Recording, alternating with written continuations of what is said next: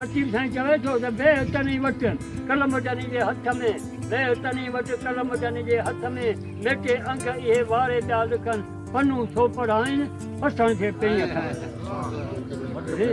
वरी साईं लतीफ़ साईं चवे थो कि तो ॾिठा सभु विसार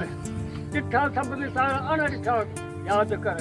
ॾिठा सभु विसार अण ॾिठनि खे यादि कर पंहिंजो अंदरि मन अंदरि पंहिंजो मार जे कुंभर मिट खे मारे पोयां ॾियो उहो ॿार जेको असां ते पेई खां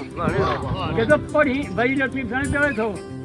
जेको पढ़ी त परोड़ या फांज न मज़ाक सिक तुंहिंजी सिपरी ठाही अंदरि में ओताक उन रूकाज में पार मां हर कोन ॼाणा हिकिड़ो वरी साईं मुर्शिद लतीफ़ चवे थो कि निमाज़ूं पढ़ी तो पंच रही तो मस्जिद मज निमाज़ूं पढ़ी पंच रही तो मस्जिद मज दिन तुन सभु करी हज तब नाराज़ थे रब जो ख़िदमत थो करे ख़लक़ जी